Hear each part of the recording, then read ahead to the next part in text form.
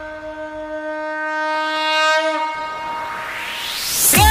बोलो शिव शंकर भगवान की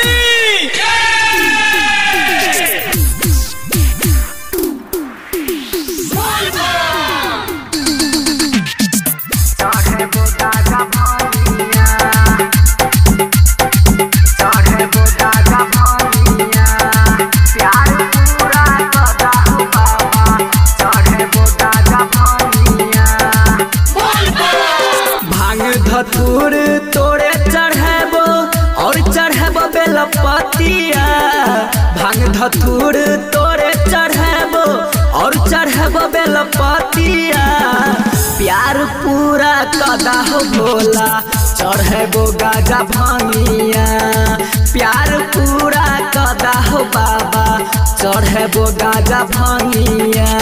भांग धतूर तोरे चढ़ेबो और चढ़ेबो बेलपतिया।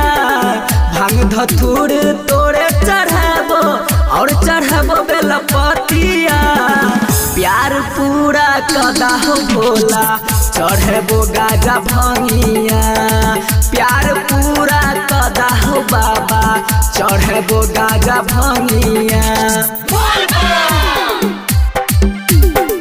चढ़ेबो गाजा भांगिया।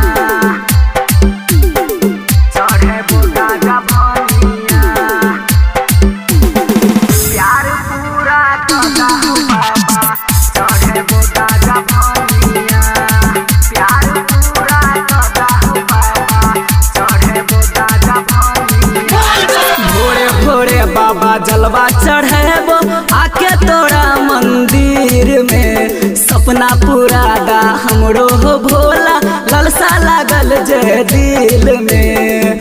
मन के मनोरथ तू मन के मनोरथ तू सुन ला भोला जोगिया। प्यार पूरा कदा हो बाबा चढ़ेबो गाजा भांगिया। प्यार पूरा कदा हो भोला चढ़ेबो गाजा भांगिया। चढ़ेबो गाजा भांगिया। चढ़ेबो गाजा भांगिया। प्यार पूरा कदा हो बाबा चढ़ेबो गाजा भांगिया।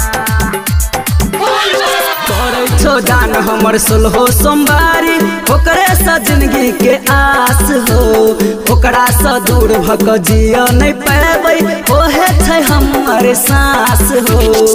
करे छी होरा हो बाबा करे छी होरा हो भोला सुन ला अरजिया। प्यार पूरा कदा हो भोला चढ़ेबो गाजा भांगिया। प्यार पूरा कदा हो बाबा चढ़ेबो गाजा भांगिया। भांग धतूर तोरे चढ़ेबो और चढ़ेबो बेलपतिया।